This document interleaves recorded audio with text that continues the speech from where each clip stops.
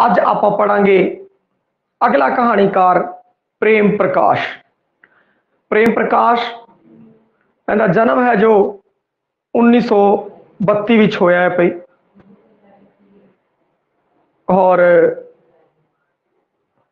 हजे तक जिंदा है। गल्पकार वार्तककार हैगा है।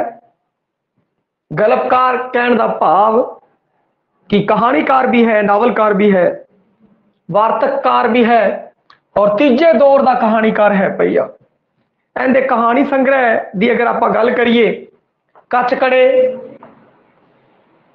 नमाजी बई,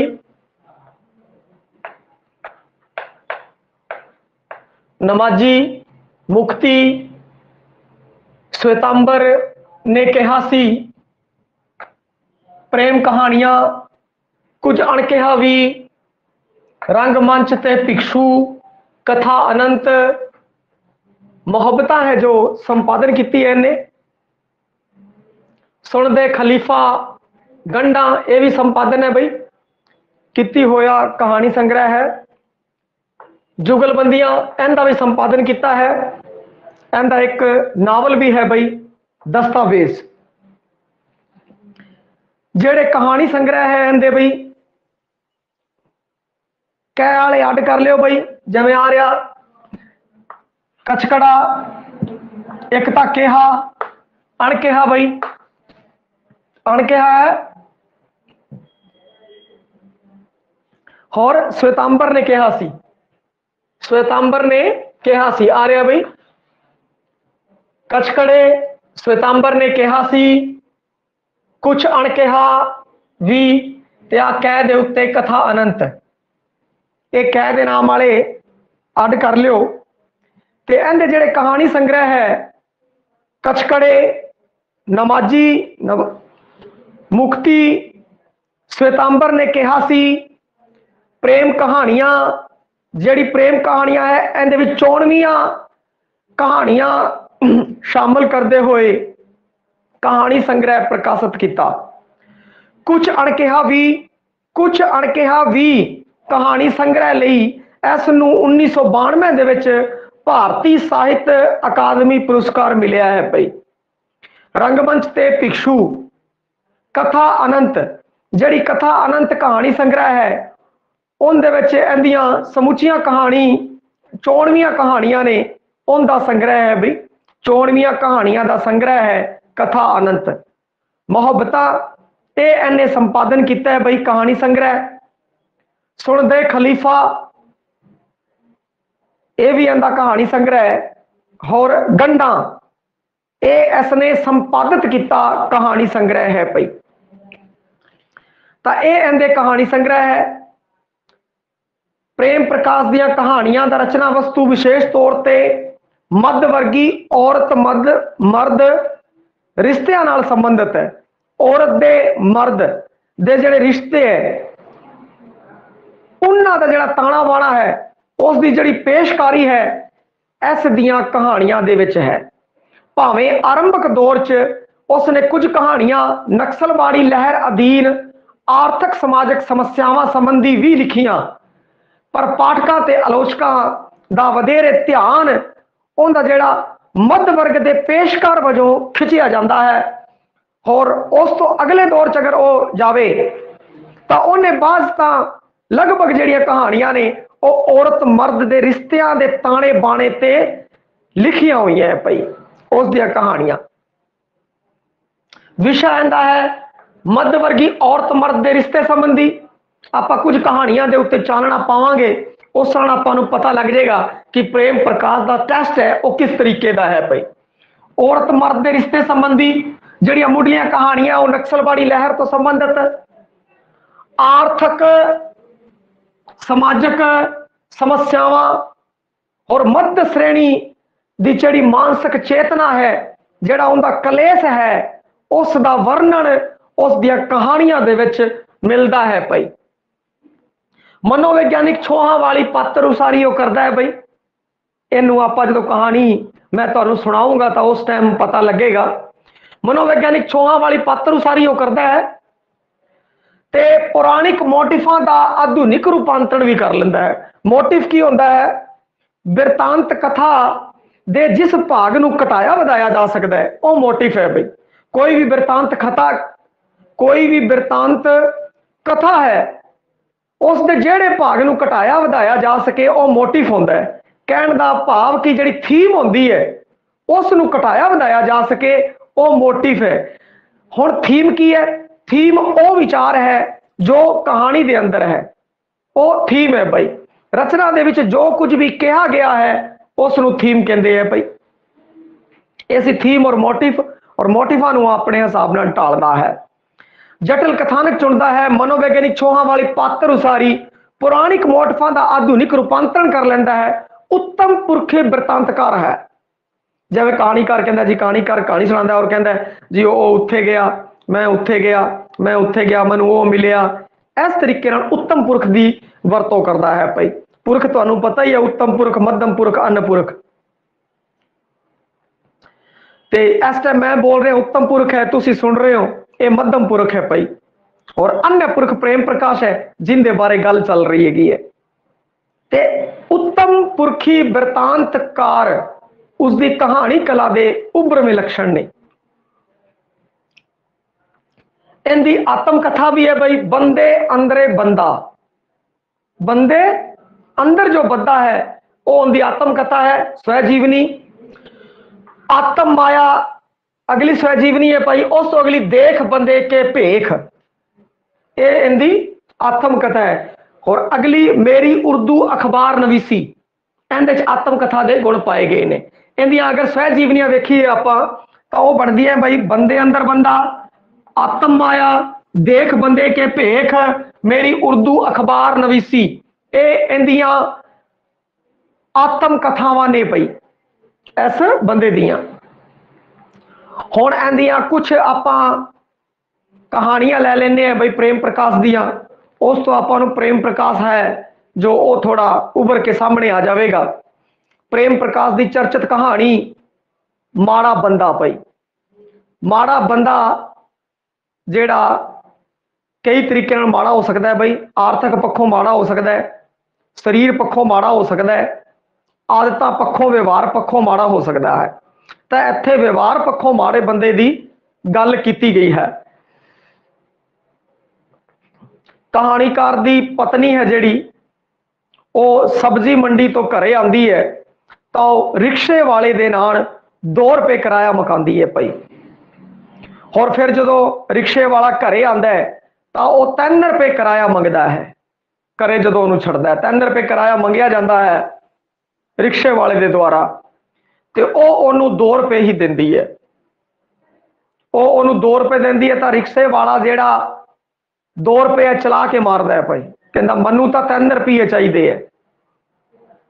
इस तो लैके थोड़ी जी खिचोतान हो जाती है भाई, वो अंदर चली जाती है।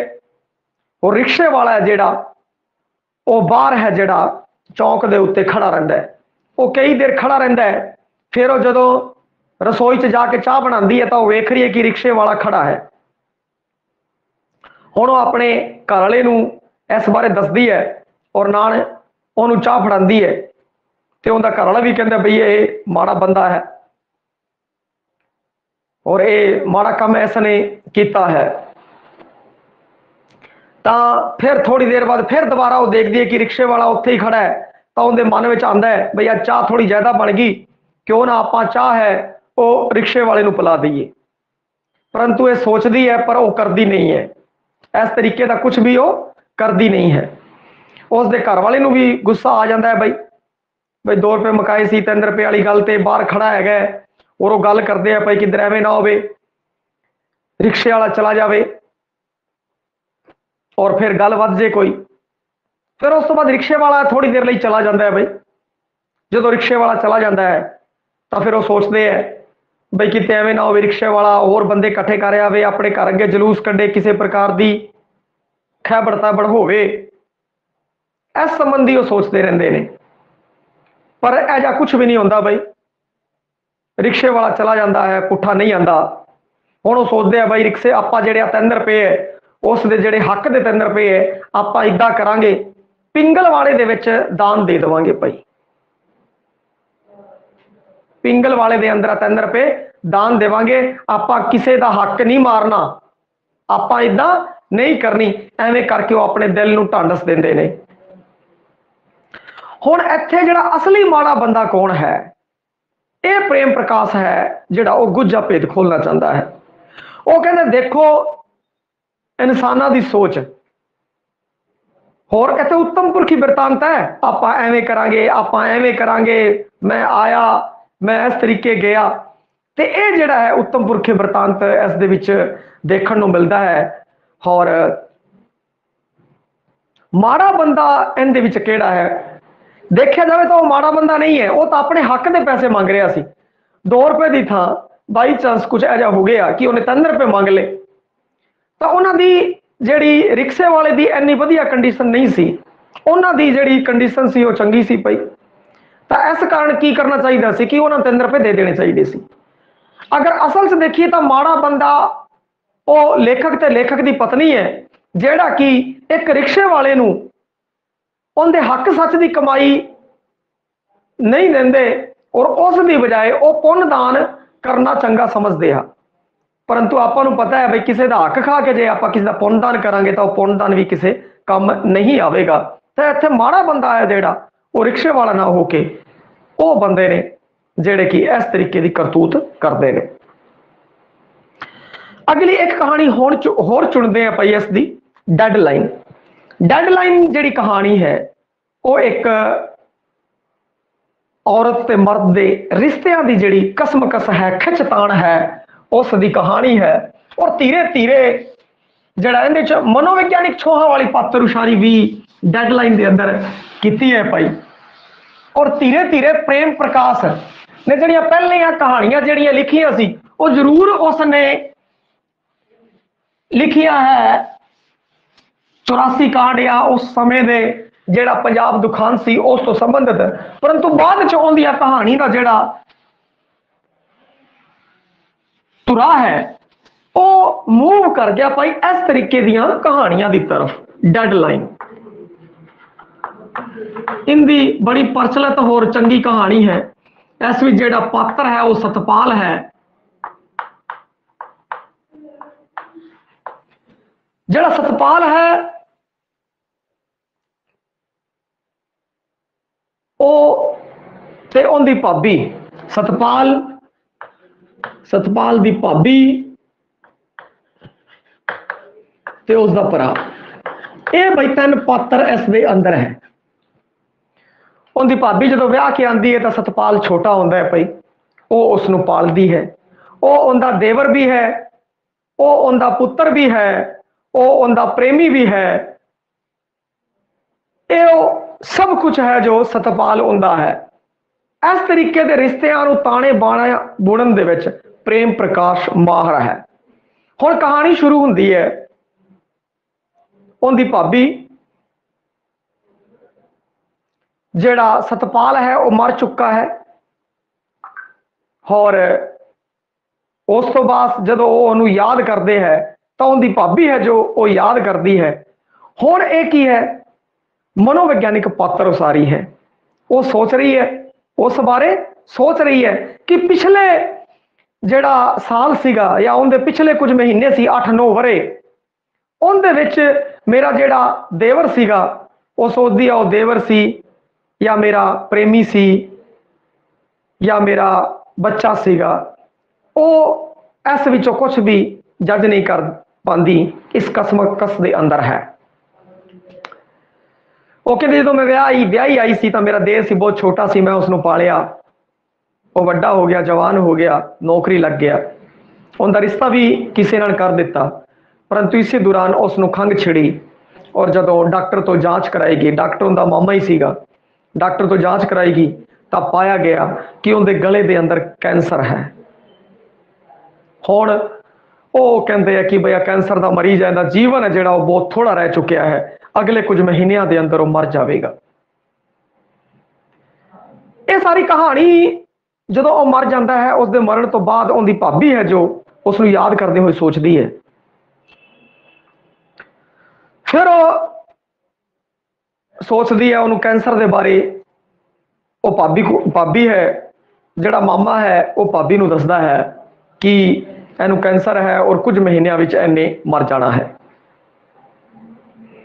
ये गल है वो पता लगती है तो वह कहती घरे जाके ये गल अपने देवर नूं दसनी बड़ी औखी हो जूगी। पहला वो अपने घर वाले नूं दसदी है तो फिर वो घर वाले नूं कहती है चलो कोई नहीं, मैं अपने देर है जिहड़ा सतपाल, जिन्होंने सत्ती भी वो कहती है प्यार नाल, मैं उसनूं ये गल समझा दूंगी। फिर वो अपने देवर कोल जाती है और बड़ी रोआंसू होके भाई दुखी होके अपने देवर नूं दसदी है भी तेनों कैंसर है ते तेरा जीवन है वो बहुत थोड़ा रह चुकिया है। हुण वो की है, उसनों पहले तो विश्वास का नहीं होंदा, फिर वो कहता मैं भी देखूंगा करूंगा। फिर वो भी जाके मिलता है डॉक्टर साहब नूं, होर सब कुछ होंदा है, उन्होंने पता लग जाता है। पूर्ण तौर पर भाभी की गल ते भी थोड़ा विश्वास घट करता है वो वैसे, परंतु भाभी के प्रति विश्वास उनका वध है। फिर वो मान जाता है और सोच लेंदा हाँ बई, उन्हें झटका लगता है एकदम ही बई, जो झटका लगता है कैंसर है वो कहता नहीं एवं नहीं हो सकता। परंतु फिर धीरे धीरे वो समझ जाता है कि हाँ मैनू कैंसर है। तो हुण की है कि उसनों कैंसर हो जाता है। जो उन्होंने कैंसर हो जाता है तो फिर वो धीरे धीरे उनकी बीमारी है वधदी रहिंदी है। उनकी भाभी है जो उसकी बहुत देखभाल करती है, पुत्तां वाली तरह देखभाल करती है कि है उसकी भाभी अपने देर की। हुण उनकी स्थिति है जी होर खराब हो रही है। फिर एक दिन वो कहता जी मैं तो दारू पीनी है, तो वो कहती डॉक्टर नूं पुछ लवांगे, तो डॉक्टर अगर तेनों कहूगा तो आप दारू पिला देंगे। वो डॉक्टर को जाती है ना, डॉक्टर कहता बई जो जो उन्होंने चाहिए उन्होंने सब कुछ दे दो, उसनों खुश रखो भाई, उनके जीवन का समा है जो बहुत थोड़ा है। भाभी फिर चली जाती है, फिर उन्होंने दारू पिला देंदी है भाई थोड़ी, तो फिर उस तो बाद भाभी की गोद के लेट जाता है और बड़िया प्यार भरिया गल्लां होंदियां ने। फिर उस तो बाद थोड़ा होर बीमार हो जाता है। बीमार होने तो बाद उनकी भाभी है जो दूजे वड्डे हॉस्पिटल च उन्होंने लैके जाती है, उनकी देखभाल वगैरह करती है, उत्थे बाहर लैके जाती है उसनों। तो फिर दोनों कमरों के विच रहिंदे, तो फिर वो की करता अपनी भाभी के नाल इंटीमेटेड हो जाता है भाई और संबंध बना लेंदा है वो अपनी भाभी के नाल ही। तो फिर भाभी है जो उसनों मना नहीं करती और फिर कुछ दिन एवं चलता है।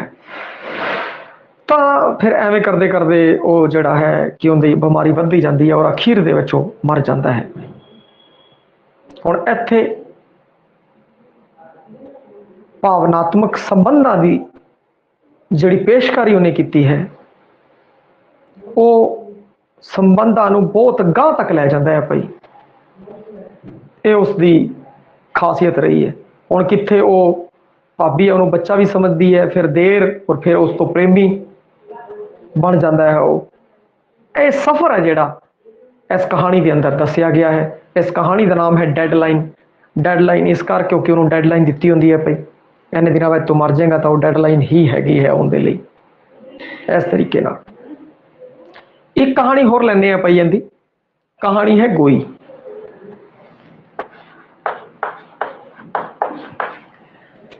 गोई कहानी के अंदर पति पत्नी के रिश्तियां दी और घर के परिवारक कलेश की जिहड़ी गल है इस दे अंदर हैगी है भाई।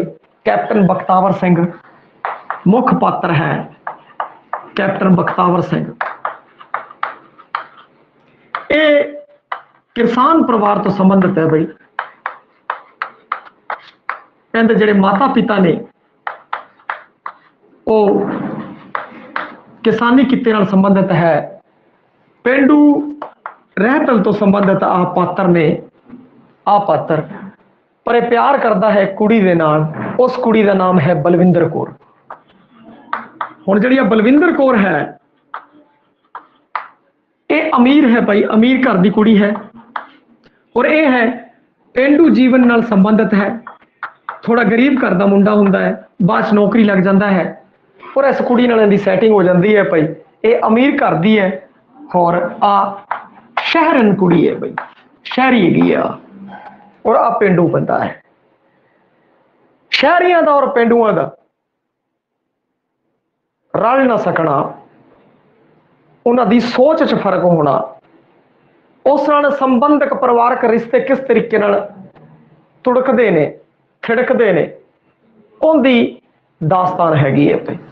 इन्हां दोनों का पुत्र हुंदा भाई जंगी। जंगी पुत्र है जो वो इन्हां दा हुंदा है। कहानी च की होंदी है, बलविंदर कौर शहरन है बई, वो शहर के अंदर रहिंदे होंदे है, उनके माँ प्यो है जिहड़े वो पिंड के अंदर रहिंदे है। उनकी घर वाली है जिहड़ी जिद करती है कि आपां शहर दे विच वड्डी कोठी पाने हैं, इसलिए तू जमीन बेच दे। घरे राड़ रहन लग जाती है पई, और इस कारण वो अपने प्यो नूं दसदा है। प्यो जिहड़ा है वो जमीन नूं मां समझदा है पई, जट जाति तो संबंधित होंदा है कैप्टन बख्तावर सिंह, और अपनी जमीन नूं वो समझदे है मां, ते वो बेचना नहीं चाहते।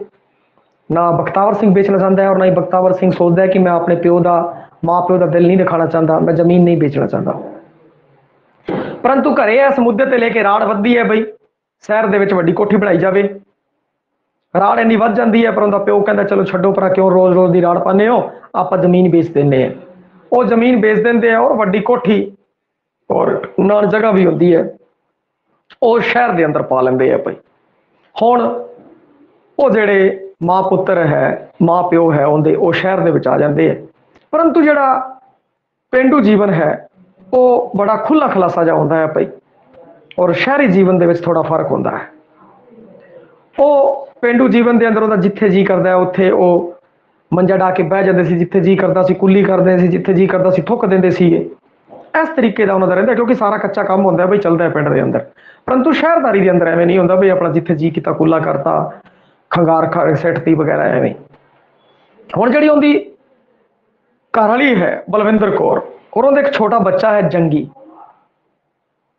हुण वो इत्थे आ गए है, वो जिहड़ा बुढ़ा है वो थोड़ा बीमार रहिंदा है, उहदे गले च खरास रहिंदी है, खंगूरे मारदा रहिंदा है इधर उधर, और तो इस कारण की कहते उन्होंने खंघ जी रही है। और वो सोचती है जी बलविंदर कौर है भाई, किधर मेरा जो बच्चा है जंगी, वो अपने प्यो दादे को रह के दादी को रह के कितने बीमार ना हो जाए। इस कारण वो उन्होंने तो उन्होंने दूर रखना चाहती है। हुण उन्होंने पसंद भी नहीं है कि जिहड़ा उनका बापू है वो वैसे ही चपला लैके अंदर आ जाता है, अंदरले पासे फिरदा रहिंदा है, गंदगी होंदी है, फिर जैवी उत्थे गंदगी होंदी है हथों हथों अपनी नौकरानी नूं कहंदी है भाई तू बेटा इत्थे सफाई कर दे, नौकरानी है जो सफाई कर दिंदी है। परंतु बापू नूं जो ये गल है चंगी नहीं लगती, भाई मैं अंदर वड़दा है और अंदर वड़ के जैवी बाहर निकलदा है तो फिर दोबारा सफाई प्रोग्राम वगैरह चालू हो जाता है। घर दे विच इस तरीके नाल खिचतान चलदी है भाई तेरा बापू है जिहड़ा उन्होंने पता ही नहीं, चपला लैके सीधा अंदर आ जाता है। इस तरीके नाल जिहड़ी छोटियां छोटियां गल्लां ने वो होंदियां रहिंदियां ने।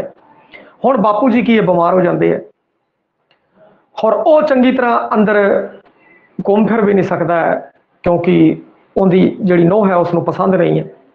फिर जिहड़ा बापू का मंजा है वो गैरेज दे विच बिठा दिता जाता है भाई। हुण बापू गैरेज बह जाता है, पर बापू हुण गैरेज दे विच खुश है। वो गैरेज जिथे जी करता है थुक सकता है, जिथे जी करता है वो कुल्ला कर सकता है, हाथ धो सकता है, जिथे जी करता है वो कपड़े टंग सकता है, उतार सकता है। वो हुण गैरेज के अंदर ही रहन लग जाता है भाई।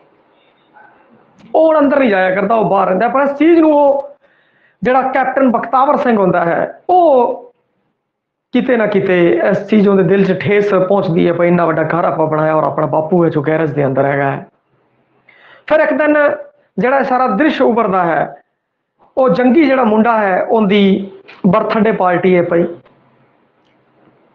उनके जन्मदिन की पार्टी होंदी है, उसके लोग वगैरह आए होंगे, पर उनका बापू बाहरले पासे होंदा है क्योंकि वो पेंडू है और वो शहर हैगी है, उनके माँ प्यो आए होंगे इस तरीके नाल।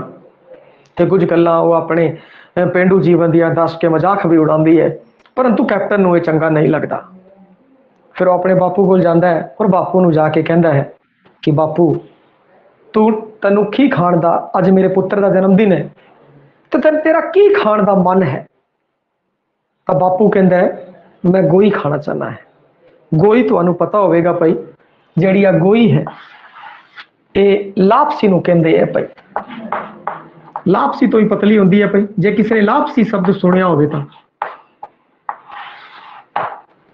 लापसी गोई लापसी नूं कहंदे, जे लापसी शब्द सुनिया होवे तो तुहानूं पछाण च आ जाएगा, परंतु होर भी मैं सरल कर देना। गोई है जिहड़ी वो पतला कड़ा होंदा है भाई, प्रसाद देग बिल्कुल पतली, जिहड़ी कि आपां बाटी च पा के एवें पी भी सकते हैं, उस नूं गोई कहंदे है। पतले प्रसाद नूं कड़े नूं लापसी समझ सकते हैं भाई आपां, कई इस दी वरतों करते हैगे आ भाई। वो कहता मैनूं गोई चाहिए और फिर अंदर जाता है और जाके अपने प्यो वास्ते लापसी बना के लिया है। देखो ਇਹ ਹੈ ਗੋਈ ਕਹਾਣੀ। ਆਪਾਂ ਗੋਈ ਕਹਾਣੀ ਪੜ੍ਹੀ, ਡੈਡਲਾਈਨ ਪੜ੍ਹੀ। ਇਹਦੇ ਵਿੱਚ ਕੀ ਹੈ? ਪਰਿਵਾਰਕ ਕਲੇਸ਼, ਔਰਤ ਮਰਦ ਦੇ ਰਿਸ਼ਤਿਆਂ ਦਾ ਤਾਣਾ ਬਾਣਾ। ਹੁਣ ਡੈਡਲਾਈਨ 'ਚ ਕੀ ਸੀਗਾ? ਔਰਤ ਮਰਦ ਦੇ ਰਿਸ਼ਤਿਆਂ ਦੀ ਪੇਸ਼ਕਾਰੀ ਸੀਗੀ, ਕਿਸ ਤਰੀਕੇ ਨਾਲ ਰਿਸ਼ਤੇ ਬਦਲ ਜਾਂਦੇ ਨੇ, ਕਿਵੇਂ ਉਹ ਦੇਵਰ ਹੈ ਜੋ ਪਤੀ ਦਾ ਦਰਜਾ ਹਾਸਲ ਕਰ ਜਾਂਦਾ, ਜਿਹੜਾ ਕੰਮ ਪਤੀ ਕਰਦਾ ਹੈ ਉਹ ਦੇਰ ਕਰ ਜਾਂਦਾ ਹੈ ਭਾਈ। ਤੇ ਇਹ ਪ੍ਰੇਮ ਪ੍ਰਕਾਸ਼ ਦੀ ਕਹਾਣੀਆਂ ਦੀ ਖਾਸੀਅਤ ਰਹੀ ਹੈ। ਸ਼ੁਰੂ 'ਚ ਪ੍ਰੇਮ ਪ੍ਰਕਾਸ਼ ਨੇ ਜੋ ਕਹਾਣੀਆਂ ਲਿਖੀਆਂ ਨੇ ਉਹ ਮਾੜਾ ਬੰਦਾ ਟਾਈਪ ਦੀ ਕਹਾਣੀਆਂ ਲਿਖੀਆਂ ਭਾਈ। ਧੀਰੇ ਧੀਰੇ ਉਹਦਾ ਸਿਸਟਮ ਜੋ ਬਦਲ ਗਿਆ ਔਰ ਉਹ ਹੁਣ ਇਸ ਸਮੇਂ ਜੋ ਕਹਾਣੀਆਂ ਲਿਖ ਰਿਹਾ ਉਹ ਡੈਡਲਾਈਨ ਟਾਈਪ ਦੀਆਂ ਕਹਾਣੀਆਂ ਹੈ ਲਿਖ ਰਿਹਾ। ਇਸ ਤੇ ਮਰਦ ਜਿਹੜੇ ਪਰਸਪਰ ਸੰਬੰਧ ਹੈ, ਉਹਨਾਂ ਦੀ ਜਿਹੜੀ ਖਿੱਚਤਾਣ ਹੈ, ਜਿਹੜਾ ਕਲੇਸ਼ ਹੈ, ਉਸ ਦੇ ਉੱਤੇ ਉਹ ਕਹਾਣੀਆਂ ਲਿਖ ਰਿਹਾ ਹੈ ਪ੍ਰੇਮ ਪ੍ਰਕਾਸ਼। ਪ੍ਰੇਮ ਪ੍ਰਕਾਸ਼ ਦੀ ਕਹਾਣੀਆਂ ਦਾ ਮੁੱਖ ਪਾਤਰ ਪਰੰਪਰਾਵਾਦੀ ਮਨੁੱਖੀ ਪੱਖੀ ਕੀਮਤਾਂ ਤੋਂ ਵੇਰਵਾ ਹੋ ਚੁੱਕਾ ਹੈ। ਪੂੰਜੀਵਾਦੀ ਪੈਸਾ ਕੀਮਤਾਂ ਉਸ ਨੂੰ ਕੋਈ ਢਾਰਸ ਨਹੀਂ ਦਿੰਦੀਆਂ ਤੇ ਮਨੁੱਖੀ ਰਿਸ਼ਤਿਆਂ ਨੂੰ ਮਕਾਨ ਕੀ ਬਣਾ ਦਿੰਦੀਆਂ ਨੇ। ਇਹ ਆਪਾਂ ਗੋਈ ਕਹਾਣੀ ਦੇ ਵਿੱਚ ਦੇਖਿਆ ਭਾਈ, ਸੁਣਿਆ। ਗੋਈ ਕਹਾਣੀ 'ਚ ਕਿਵੇਂ ਜਿਹੜਾ ਪੂੰਜੀਵਾਦੀ, ਹੁਣ ਪੈਸਾ ਕੀਮਤਾਂ, ਉਸ ਕੋਲ ਪੈਸਾ ਹੋ ਜਾਂਦਾ, ਪੂੰਜੀ ਆ ਜਾਂਦੀ ਹੈ ਕੈਪਟਨ ਕੋਲ, ਸਾਰਾ ਕੁਝ ਚੰਗਾ ਹੋ ਜਾਂਦਾ, ਪਰੰਤੂ ਫਿਰ ਵੀ ਉਹਨੂੰ ਕੋਈ ਢਾਰਸ ਨਹੀਂ ਦਿੰਦੀਆਂ ਉਹ ਚੀਜ਼ਾਂ। ਕੈਪਟਨ ਬਖਤਾਵਰ ਸਿੰਘ ਨੂੰ ਕੋਈ ਢਾਰਸ ਨਹੀਂ ਦਿੰਦੀਆਂ ਤੇ ਉਹਦਾ ਬਾਪੂ ਹੈ ਜਿਹੜਾ ਉਸਦੇ ਵੀ ਕੋਈ ਕੰਮ ਦੀ ਨਹੀਂ। ਤੇ ਮਨੁੱਖੀ ਰਿਸ਼ਤੇ ਆ ਜਿਹੜੇ ਉਹ ਮਕਾਨ ਕੀ ਜੇ ਬਣ ਜਾਂਦੇ ਨੇ। ਹੋਰ ਮੱਧ ਸ਼੍ਰੇਣੀਕ ਆਧੁਨਿਕ ਮਨੁੱਖ ਕੋਲ ਕੋਈ ਆਦਰਸ਼ ਨਹੀਂ ਹੈ, ਕੋਈ ਆਦਰਸ਼ ਨਹੀਂ ਹੈ। ਇਹ ਵੀ ਗੱਲ ਆਪਾਂ ਇਹਦੀ ਕਹਾਣੀਆਂ 'ਚ ਦੇਖੀ ਹੈ। ਇਸ ਸਥਿਤੀ 'ਚ ਪ੍ਰੇਮ ਪ੍ਰਕਾਸ਼ ਮੁੱਢ ਕਦੀਮ ਤੋਂ ਮਨੁੱਖ ਦੀ ਮੁਕਤੀ ਦੀ ਭਾਲ ਨੂੰ ਆਪਣੀਆਂ ਕਹਾਣੀਆਂ ਦਾ ਵਿਸ਼ਾ ਬਣਾਉਂਦਾ ਹੈ। ਦੂਜਾ, ਪ੍ਰੇਮ ਪ੍ਰਕਾਸ਼ ਦੀ ਕਹਾਣੀਆਂ 'ਚ ਪਹਿਲੀ ਵਾਰ ਅਜਿਹੀ ਔਰਤ ਦਾ ਸੰਕਲਪ ਪੇਸ਼ ਹੋਇਆ ਹੈ ਜਿਹੜੀ ਮਰਦ ਵਾਂਗ ਮਹੱਤਵਾਕਾਂਖਿਆ ਰੱਖਦੀ ਹੈ। ਕਈ ਕਹਾਣੀਆਂ ਵਿੱਚ ਐਸੀ ਔਰਤਾਂ ਵੀ ਹੈ ਜੋ ਮਰਦ ਦੇ ਵਾਂਗ ਮਹੱਤਵਾਕਾਂਖੀ ਨੇ ਔਰ ਆਪਣੇ ਮਨੁੱਖੀ ਰੂਪ ਦੀਆਂ ਉਹ ਸਾਰੀਆਂ ਸੰਭਾਵਨਾ ਹੰਡਾਉਣੀਆਂ ਚਾਹੁੰਦੀ ਹੈ